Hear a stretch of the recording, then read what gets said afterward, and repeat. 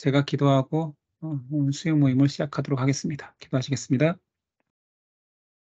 하나님, 우리 안에 말씀이라는 귀한 하나님을 알아갈 수 있는 도구를 허락하여 주셔서 감사합니다. 손에 잡히는 곳에 있기에 소중하다고 느끼지 못할 때가 많습니다. 오늘 다시 우리 손으로 잡았사오니 그 소중함을 느낄 수 있도록 믿음 허락하옵소서.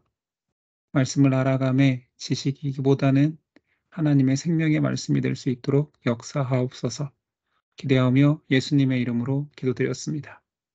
아멘. 자, 오늘도 내용을 공유하도록 하겠습니다.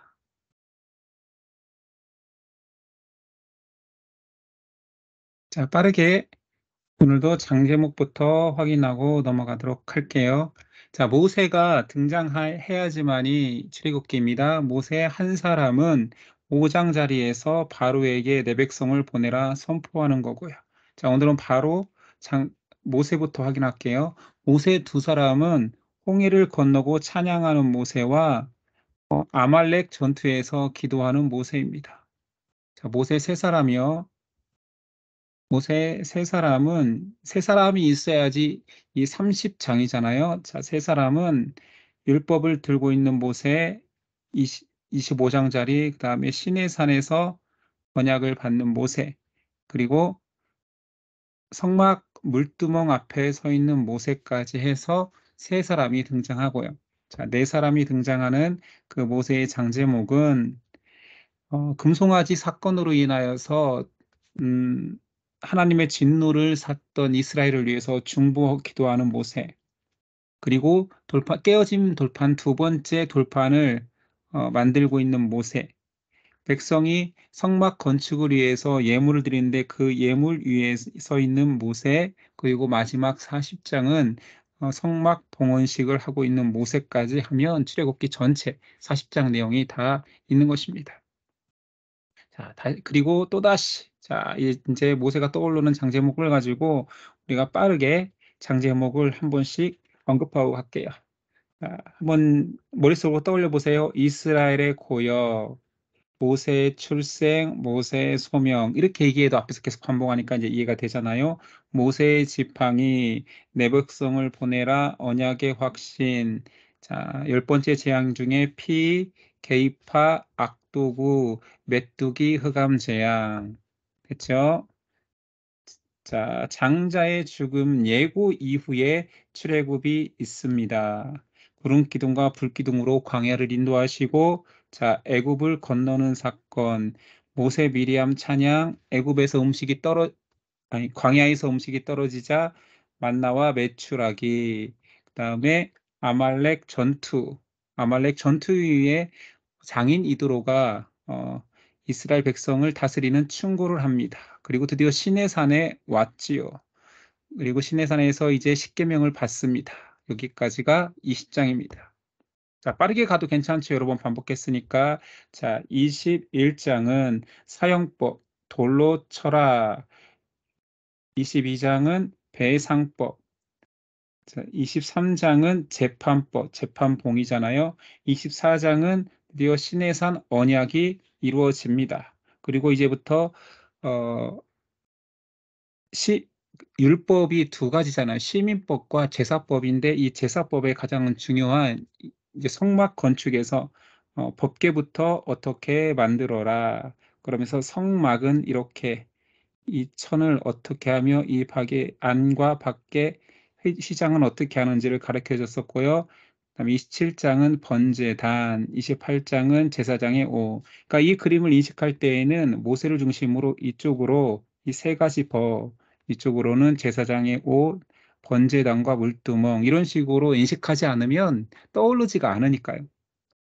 자, 제사장 옷을 만드는 이유는 당연히 제사장을 위임시키기 위해서니까 이걸 연결해서 외우면 되겠죠. 그리고 이제 물두멍이 나옵니다. 자, 오늘 우리가 다루는 장으로 한번 가보죠. 32장부터. 자, 하나님께서 모세를 시내산으로 불러서 40일 동안 함께 하시면서 십계명 두 돌판을 주셨지요. 자, 십계명 두 돌판 또는 증거판이라고도 하니까요. 증거판. 그러나 이스라엘이 여기 금송아지를 만드는 바람에 분노해서 이 돌판이 깨어집니다. 그래서 깨어진 돌판. 그리고 이스라엘의 이 화를 이 저주를 하나님께서 거두어 가질 수 있도록 모세가 이스라엘 위해서 중보 기도합니다. 내용은 나가지 않았지만 장제목부터 한번 볼게요. 스토리를 이해할 수 있도록. 그리고 다시 십계명을 받아야 되겠죠. 돌판을. 그래서 두 번째 돌판이 34장입니다.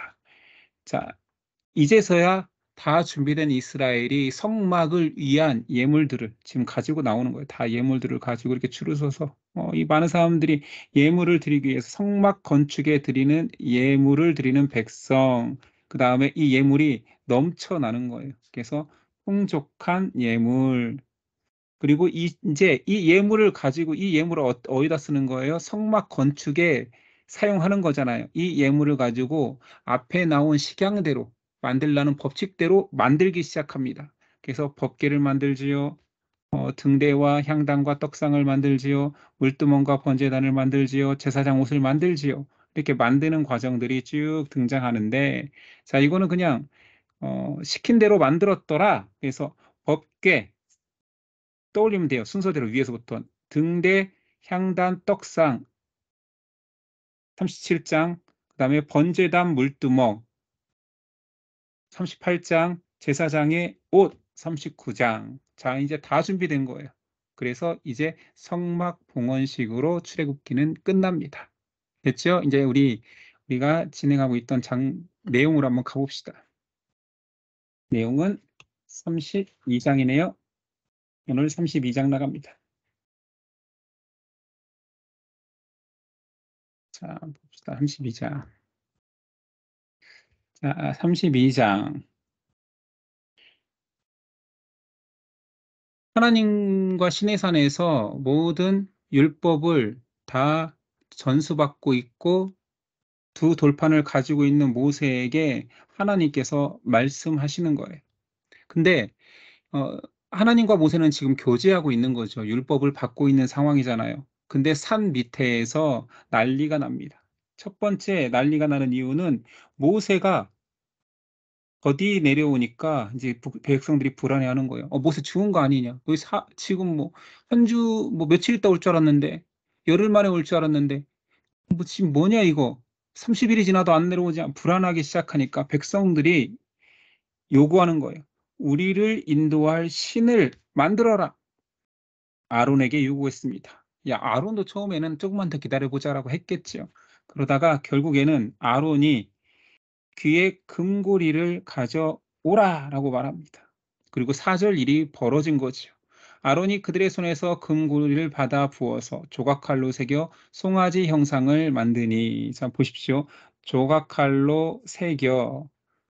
그들이 말하되 이스라엘아 이는 너희를 애굽 땅에서 인도하여 낸 너희의 신이로다 하는지라. 그러면서 여호와의 절의를 공포하고 성경에 보니 번제와 화목제까지 드립니다. 그리고 독특한 건 뒤에 공포를 한 다음에 그렇게 제사도 다 드렸으니 이제 먹고 마시며 뛰놀더라. 이것은 그냥 흥겨워서 신나서 했다란 얘기가 아니에요. 이거는 어, 이방 제사 행위를 묘사한 말이에요. 성경에 또 등장하죠. 그래서 호세아를 가져온 거예요. 호세아 9장 1절. 이스라엘아 너는 이방 사람처럼 기뻐 뛰놀지 말라. 내가 음행하여 내 하나님을 떠나고 각 타작 마당에서 음행의 값을 좋아하였느니라. 자, 제의라는 제사월을 포함한 제의 속에는 이방 제의 속에는 이렇게 흥청망청 먹고 심지어 성적인 행위까지 하는 그렇게 먹고 마시며 뛰노는 행위들을 그렇게 표현한 거예요. 자, 이 일이 벌어진 것은 모세는 모르지만 하나님은 아시잖아요. 그래서 하나님과 교제하던 모세에게 말하는 거예요. 8, 9절. 그들이 내가 그들에게 명령한 길을 속히 떠나 자기를 위하여 송아지를 부어 만들고 그것을 예배하며 그것에게 제물을 드리며 말하기를 이스라엘아 이는 너희를 애굽 땅에서 인도한 너희 신이라. 어, 여호와께서 또 모세에게 이르시되 이 백성을 보니 목이 뻣뻣한 백성 많이 들어봤죠. 목이 굳은 백성, 목이 뻣뻣한 백성이로다. 이게 처음으로 언급된 거예요. 이스라엘은 목이 굳은 백성이다. 예수님도 말했죠. 너희 목이 뻣뻣한 백성이다. 그것이 이때 처음 언급된 거예요. 금송아지 사건 때. 그래서 이제 속히 내려가라고 했겠죠. 야, 니네 지금 난리 났어. 네 백성들 지금 우상 숭배하고 난리 났어. 별짓을 다 한다. 그래서 여호수아와 함께 이제 하산하는데 여호수아가 이런 고백을 하는 거예요. 17절.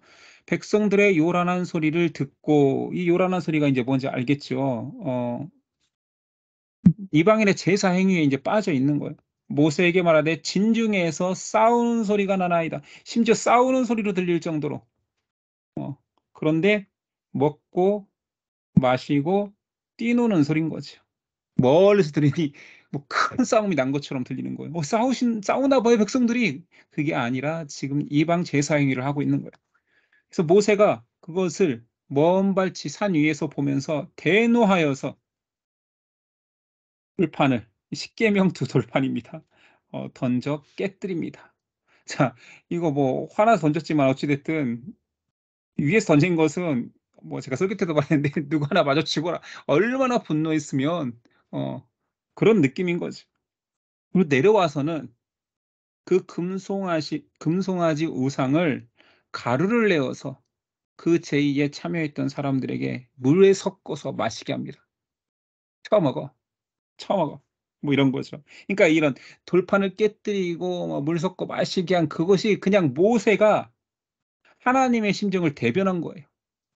그냥 "죽여버리고 싶다. 다 진멸하고 싶다. 이것들을 살려 놔. 다 죽여버려." 이런 느낌인 거지. 실제로 모세가 말하는 것이요. 백성 진중에 이들의 잘못을 징계할 사람들, 하나님 편에 서서 이들을 징계할 사람들 나오라 했더니 레위 자손이 나옵니다. 그들에게 명령하기를 진 앞에서 뒤까지 오고 가며 형제와 친구와 이웃을 가리지 말고 쳐서 죽여라. 단순히 이것은 상징성이에요. 잘못했으니 죽어라 이런 의미가 아니라 하나님을 저버린 백성은 살 가치가 없다라는 거지요. 이스라엘이라 한들 시내산 언약 속에 들어왔다 한들 언약은 언약에 인제 나중에 한번 날을 잡아서 설교를 할지는 잘 모르겠는데 언약과 선택은 다른 개념입니다. 언약 안에 들어온 사람들 중에 선택받는 자가 있고 육이 되는 자들이 있습니다. 이날 레위 자손의 죽은 사람이 자그마치 3,000명이죠. 28절이야. 레위 자손이 모세의 말대로 행하매 이날에 백성 중에 3,000명가량이 죽임을 당하니라. 모세가 이르되 각 사람이 자기의 아들과 자기의 형제를 쳤으니 오늘 여호와께 헌신하게 되었느니라. 그가 오늘 너희에게 복을 내리시리라.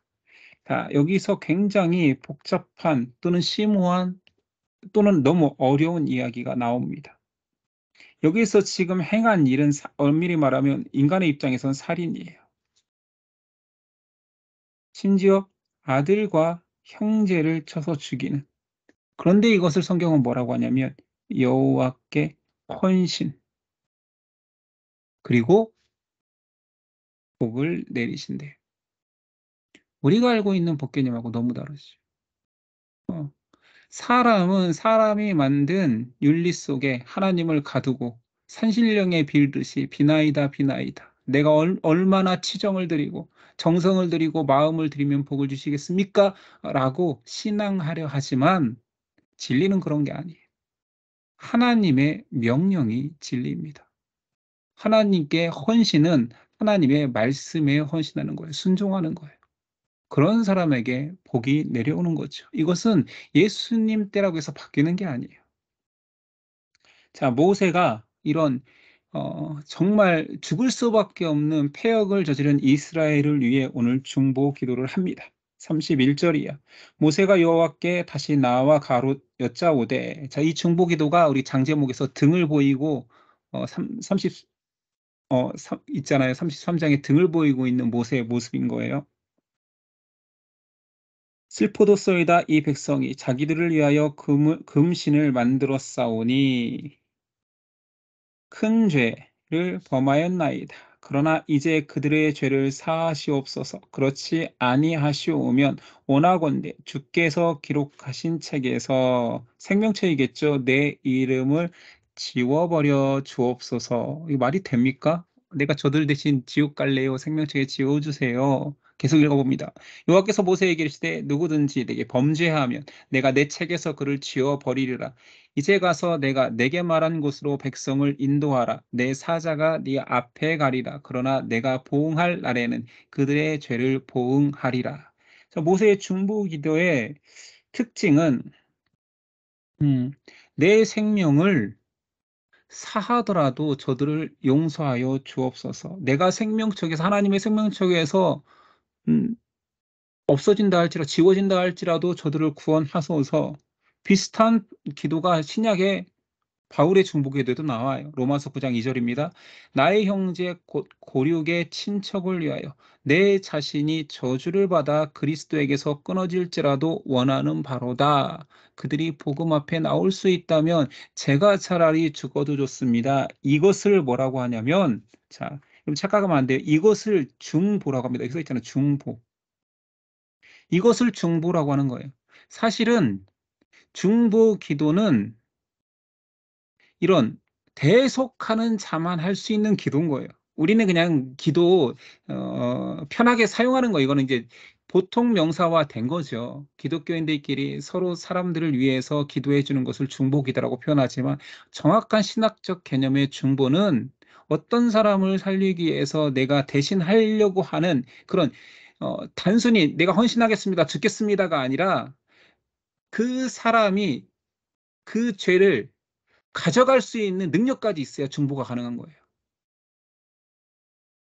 그러니까 봐요. 자, 하나님이 계시고 예수님이 계세요.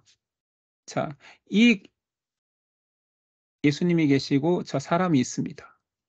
예수님의 중보자 역은 이 사람을 하나님께 인도할 수 있는 능력이 있어야 중보인 거죠. 중보자인 거죠.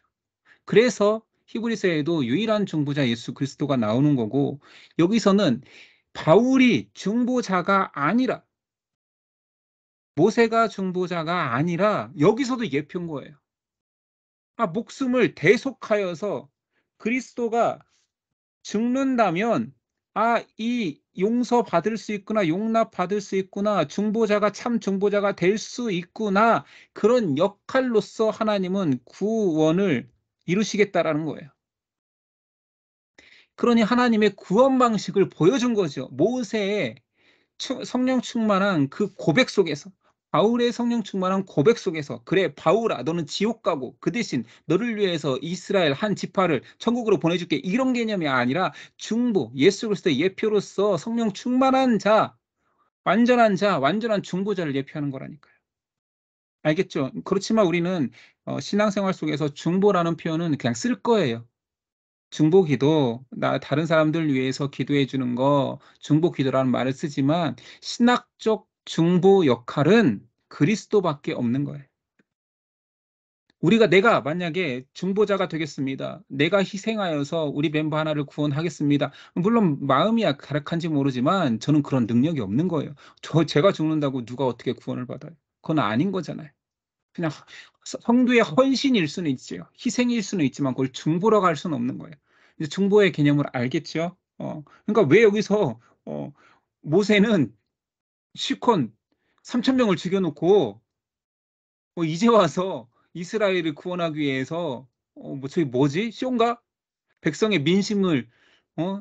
다독이기 위해서 이제 와서 저런 기도하는 건가? 바울은 뭔가 너무 간절하게 사랑한다라는 걸 이렇게 표현한 건가? 문학적 표현인가? 내가 저주를 받아 그리스도에게서 끊어질지라도 이게 가능한 얘기인가? 가능하지 않은 얘기예요. 사람은 할 수 있는 역할이 아닌 거예요.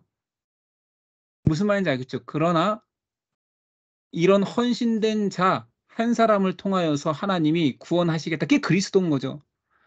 나와 같은 선지자 단 한 사람, 그게 메시아로서 이스라엘이 기다린 한 사람이었고요. 신약에선 예수님이 그 한 사람으로 오셨고요. 유일한 중보자. 됐죠? 그리고 봐요. 여기서 왜 하나님은 이제 죽여야 했나? 자, 여기 너무 빨리 왔는데, 자, 여기 하나님의 말씀 속에, 자, 누구든지 범죄하면, 밑줄을 좀 이쁘게 쳐볼까요?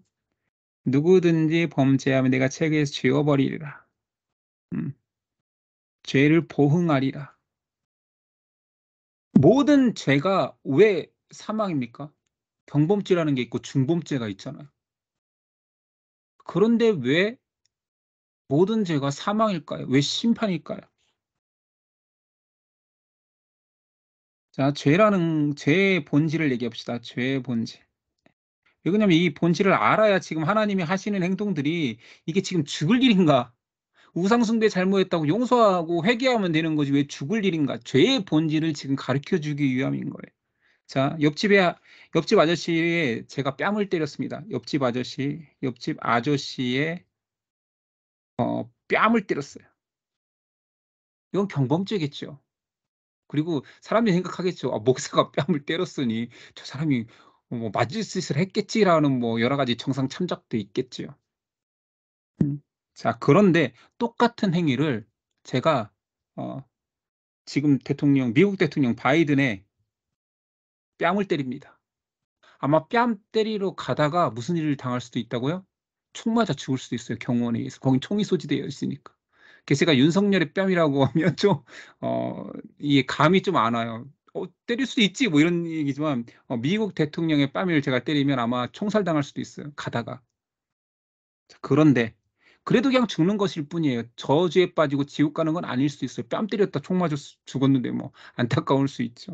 그럴 일 없겠지만, 자, 이제 하나님의 뺨을 때린다 칩시다. 이게 다 똑같은 행위잖아요. 하나님의 뺨을 때릴 수도 없지만.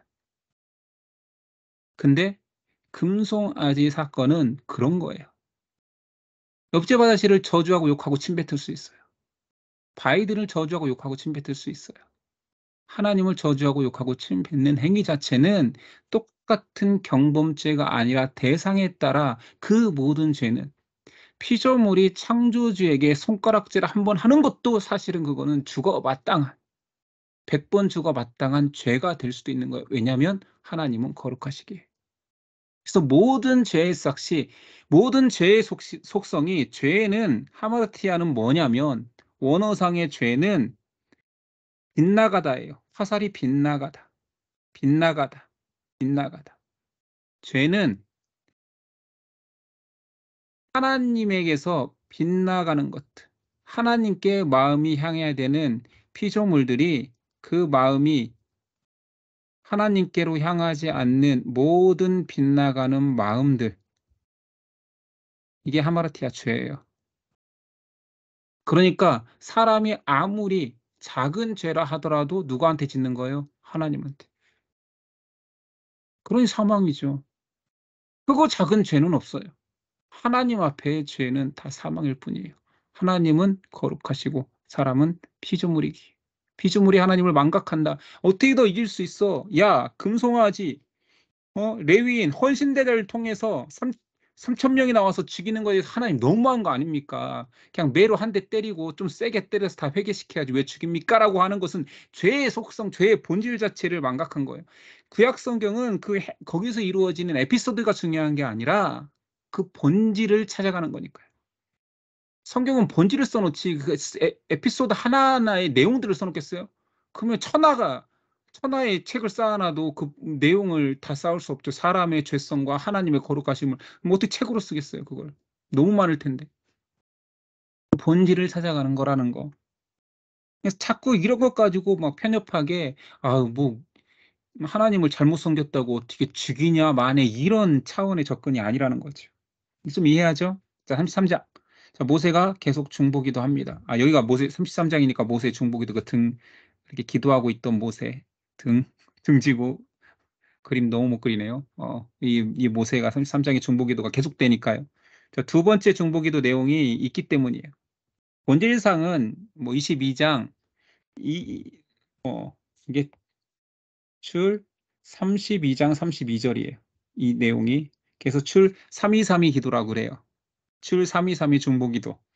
그다음에 신약의 로마서 9장 2절 중보기도. 바울의 기도. 이것들은 뭐 장절까지 외워 놓으면 뭐 편하긴 하죠. 자, 모세의 중보기도는 또 왜 중보기도를 계속하고 있느냐? 하나님께서 야 시내산 나가. 약속의 언약이 성취된 이 땅을 떠나라. 그래 니네가 가나안 땅 주기로 했으니까 가나안 땅으로 가라. 그러나 나는 너희와 함께하지 않을 거야라고 하십니다. 2절, 3절.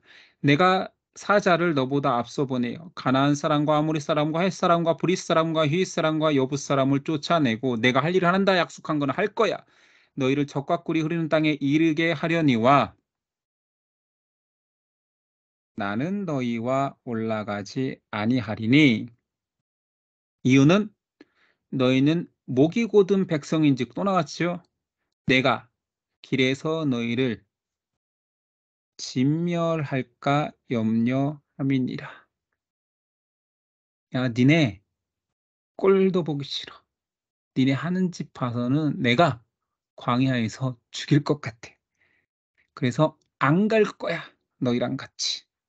자, 하나님이 좀 분노하시고 좀 떼쓰는 분위기죠. 제가 이상하게 읽었는지 모르지만 끝까지 한번 봅시다. 정말 하나님이 떼쓰는 건지 이것도 영적으로 좀 해석을 해야 되니까요. 그래서 모세가 기도하기 시작합니다. 그래서 모세의 중보기도가 또 나오는 거예요. 2번입니다. 11절. 사람이 자기의 친구와 이야기함 같이 여호와께서는 모세와 대면하여 말씀하시며 모세는 진으로 돌아오나 눈의 아들 젊은 수종자 여호수아는 회막을 떠나지 아니하니라. 이때 모세가 중보 기도할 때에 모세를 대면하여 친구처럼 대면한다라는 표현이 나온 거죠. 민수기에도 그 상황을 뭐 묘사하고 있어요. 그와는 모세입니다. 내가 대면하여 내가는 하나님이죠. 모세는 내가 대면하여 명백히 말하고 은밀한 말로 하지 아니하며 그는 또 여호와의 형상을 보거늘 너희가 어찌하여 내 종 모세의 비방하기를 두려워하지 않느냐.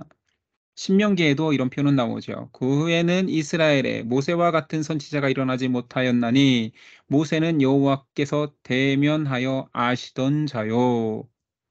자, 그렇게 하나님과 대면하여서 간구하는 내용이 뭐냐면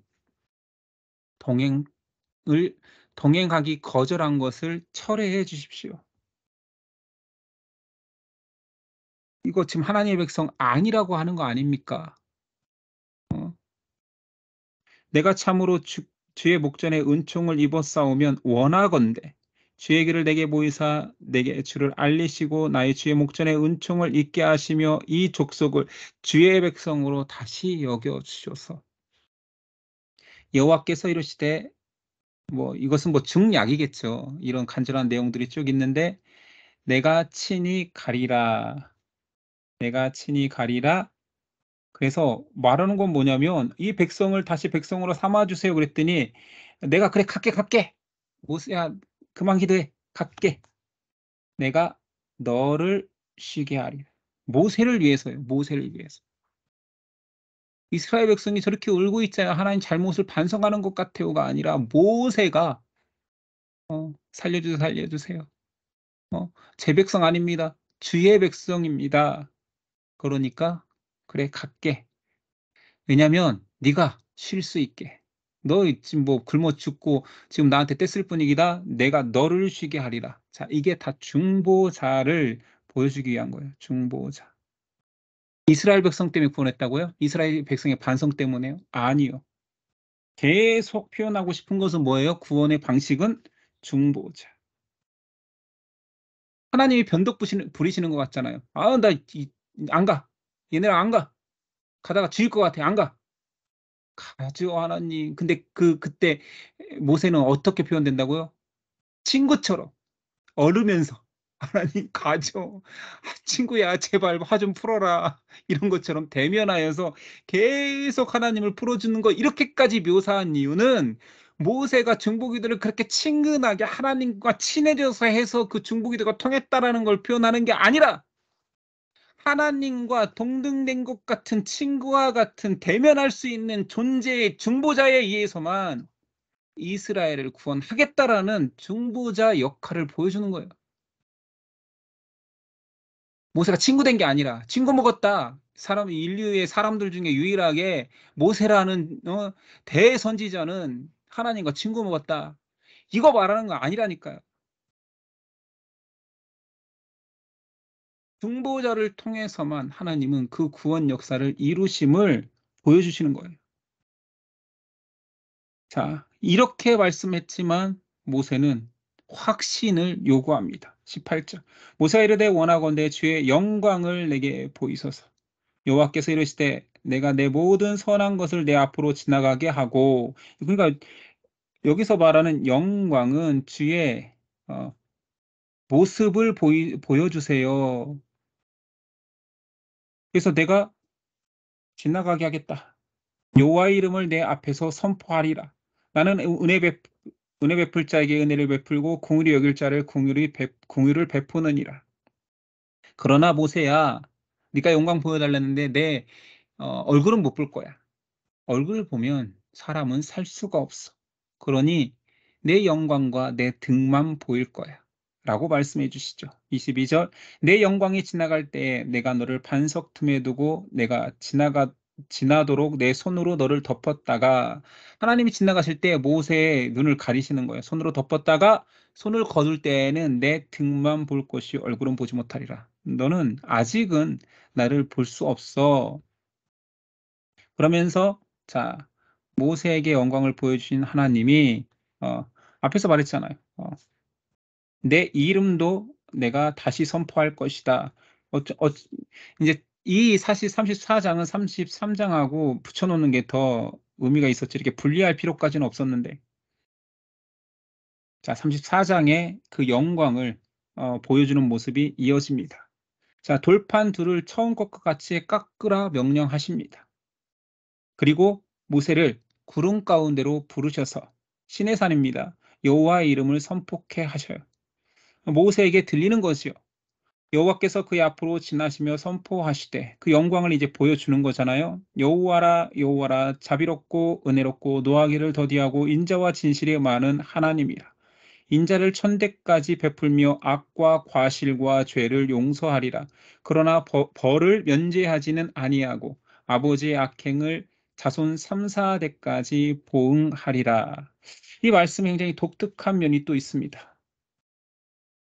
자, 자비, 은혜, 노하기를 더디하고 또 인자, 이런 것들은 다 그냥 용서를 상징하는 말들이잖아요. 그래서 죄를 용서하리라. 그러나 하나 하면서 반전이에요.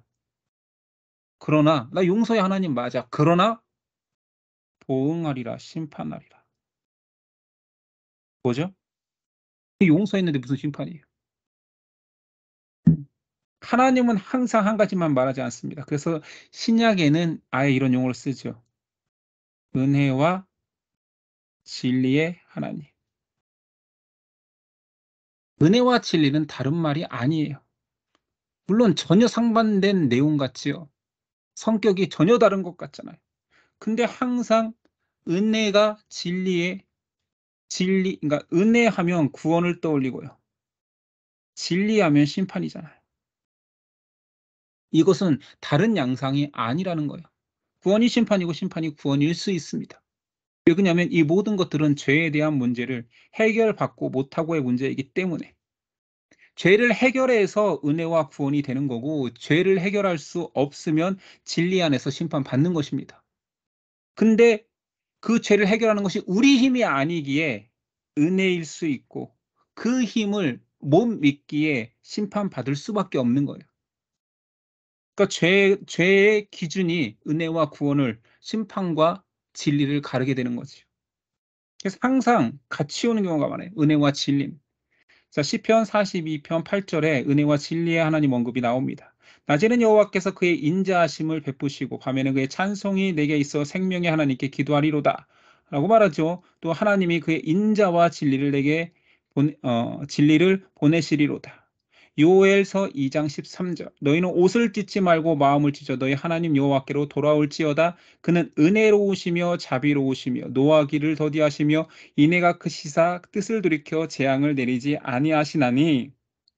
다 지금 은혜를 이야기하는 것 같잖아요. 요나서 4장 2절. 여호와께 기도하여 이르되 여호와여 내가 고국에 있을 때 이러하겠다고 말씀하시지 아니하였나이까. 그러므로 내가 빨리 다시스로 도망하였사오니 주께서 은혜로우시며 자비로우시며 노하기를 더시하시며 인애가 크시사 뜻을 돌이켜 재앙을 내리지 아니하시는 하나님인 줄을 내가 알았음이니이다.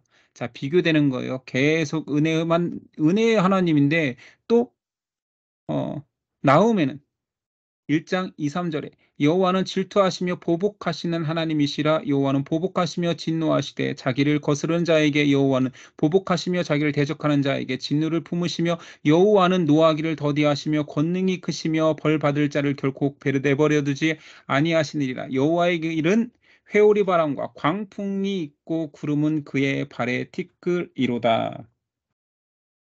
말이 안 되잖아요. 모순 같잖아요. 용서하시기를 즐겨하신 하나님, 그런데 그 하나님이 질투하시며 보복하신 하나님, 노하기를 더디하신 하나님, 그러나 벌 받을 자를 결코 내버려 두시지 않는 하나님. 무슨 말입니까? 하나님은 그러니까 어떤 하나님인 거예요? 우리가 어떤 하나님을 믿어야 되는 거예요? 앞에 설명은 그 말이에요. 은혜와 진리는 죄의 간음이 되며, 만약에 하나님에 의해서, 아니, 우리 사람에 의해서 은혜를 택할 수 있고 진리를 택할 수 있다면 이런 하나님의 표현은 무의미해요. 그냥 권선징악. 선을 택한 자를 구원하시고 악에 있는 자를 심판하시면 돼요.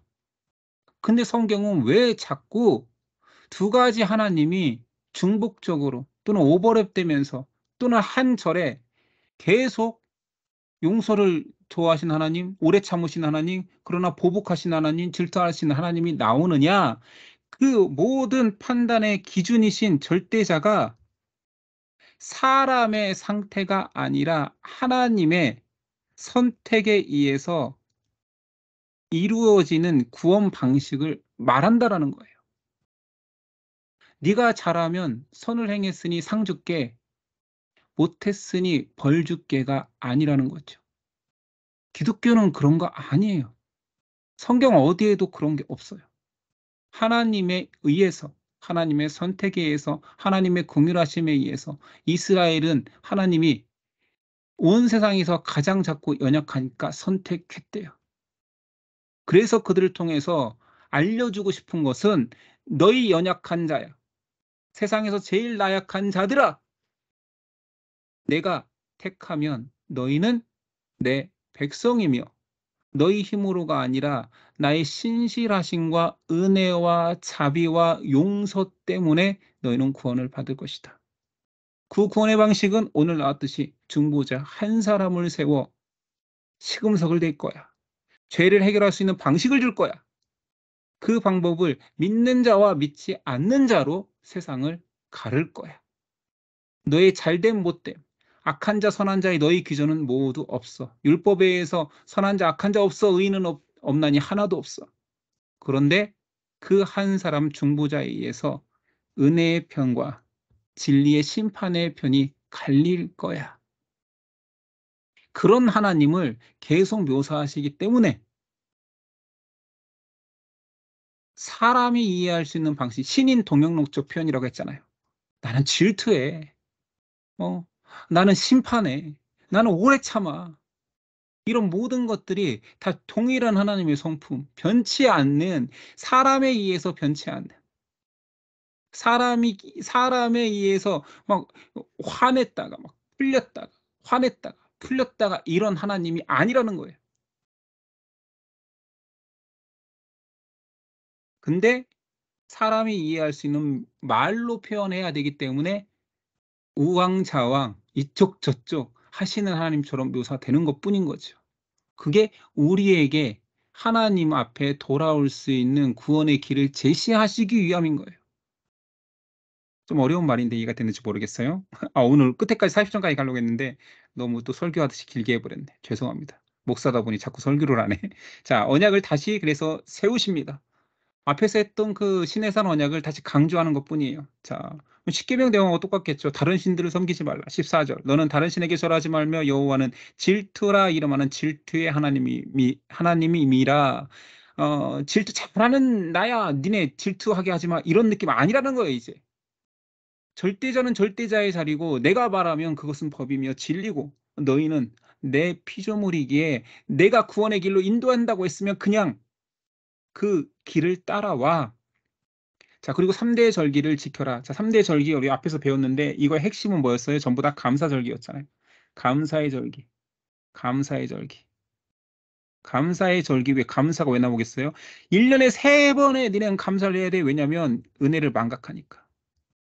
은혜를 망각하지 않도록 1년에 3번씩은 니네가 꼭 감사의 절기를 지켜. 무교절에 내가 이스라엘을 어떻게 구원했는지 아니? 6월절을 기억해. 77절에 첫 열매를 가지고 와서 니네 꼭 기억해. 수장절에 내가 장막에서 광야에서 너희를 어떻게 먹이고 살렸는지 그 장막 생활하면서 느껴봐. 1년에 3번씩 그 감사의 절기를 남자라면 꼭. 자, 여기서 시작된 이 감사의 새 절기가 이스라엘 남자라면 무조건 나중에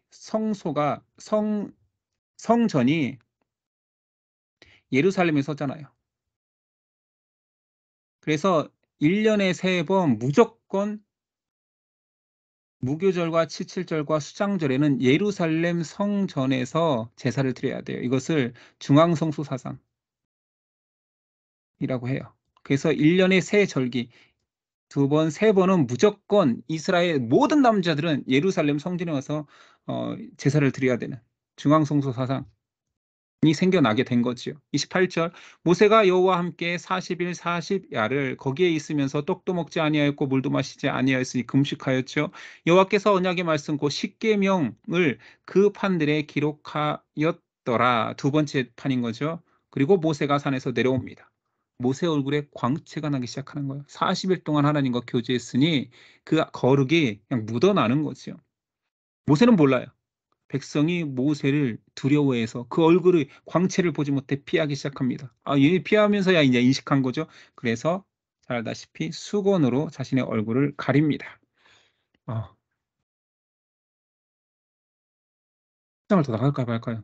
다음에 그냥 끝내고 출애굽기 마무리를 하는 걸로 하죠. 오늘 그러면 우리가 성경 퀴즈를 또 한번 해보도록 할게요.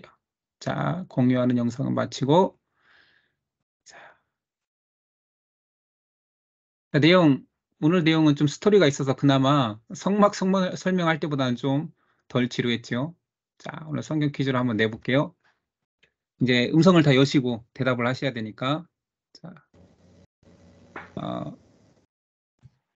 금송아지를 만든 이스라엘에게 온 모세는 그 금송아지를 어떻게 했나요? 던졌어요. 먹게 했어요. 금송아지를 던졌어요? 금송아지 녹여서 먹였어요. 죄송합니다. 녹였어요. 예. 아마 던졌을 것 같긴 해요. 성경에 써있진 않지만 던져서 가루를 만들었겠죠. 가루로 만들어서 물에 섞어 쳐 먹어. 그렇게 된 거죠. 모세는 그렇게 우상 숭배했던 백성들을 하나님께 헌신한 자들을 불러서 치게 했는데 그들은 누구였나요? 레위. 레위인. 최소한 레위인은 그 금송아지 숭배에 참여는 안 했을 것 같아요. 했을 수도 있고요. 레위 대제사장이었던 아론도 참여했는데 어찌됐든 하나님의 편에 선자 오라 했을 때 레위인이 와서 그러면 몇 명이 죽었나요? 3,000명. 네. 사실 엄청난 거죠. 3,000명이면 정말 대학살입니다. 근데 우리는 그 숫자보다 더 중요한 그 진의를 좀 길게 오늘 나누었고요. 하나님은 모세에게 가나안 땅으로 가라. 그러나 나는 가지 않겠다라고 하신 이유를 뭐라 했습니까? 계속 죽일까. 맞아요. 지금 굉장히 과격한 게 계속 나오고 있어요. 길에서 나 죽여버릴 것 같아. 내 백성을 진멸할까 내가 염려스럽다 했었던 거죠. 이스라엘 남자는 매년 몇 번 성소로 나와야 됩니까? 네, 1번요. 3번은 세 번의 그 절기는 6월절, 6절, 7절. 7절, 마지막 맥주. 예, 수장절. 수장절, 장막절. 그 뜻은 지금 한 2번 앞에서 언급했으니까 이해했을 거라고 믿고 안식 오늘 4장까지 했죠. 여기까지. 그러면 오늘 좀 심화 문제 한번 내볼까? 심화 문제. 심화 문제를 내려고 했더니 35장 내용이네요. 안식일은 몇 장에서 언급됐습니까? 라고 하려고 했더니 35장 그 부분을 아직 안 다뤘어요. 자, 오늘은 여기까지 하려고 했는데 오늘 생각보다 좀 늦게 시작했는데 빨리 끝나는 것 같기도 하고 시간은 됐는지도 모르겠고 다음 시간 광고를 한번 하고 오늘 마치도록 할게요. 출애굽기 40장이 다음 시간 맞춰질 것 같고 다음 시간에는 장제목을 잘 외웠는지 장제목으로만 우리가 퀴즈하고 다 덮고 어떤 내용이 어떤 장 속에 있었는지를 한번 떠올려서 정말 출애굽기 내용이 입체적으로 우리 머릿속에 들어왔는지 확인하는 총복습과 결론을 맺고 레위기를 넘어가도록 하겠습니다. 그래 되겠죠? 네, 오늘도 여기까지 하겠습니다. 제가 기도하고 마칠게요. 하나님 감사합니다. 이스라엘의 모습 속에서 우리의 모습을 보게 됩니다. 아니 어쩌면 글로만 써있기에 처절하고 더러운 우리의 모습이 다 드러나지 않은 건지도 모르겠습니다. 그러나 그런 죄인을 구원하시는 하나님의 은혜의 모습이 있기에 다행이며 위로가 됩니다. 우리에게 예수님이 없었다면 어찌할 뻔했습니까? 예수님이 아니면 우리가 살아도 산 게 아니었을 인생인데 우리를 구원해 주셔서 감사합니다. 이스라엘 모습에서 나의 처절한 모습을 깨닫게 하여 주시고 그 처절함 속에서 구원하신 하나님의 사랑을 날마다 묵상하고 감사하며 찬양하는 우리 될 수 있도록 도와주시옵소서. 오늘도 함께해 주신 하나님께 감사하며 예수님의 이름으로 기도드렸습니다. 아멘.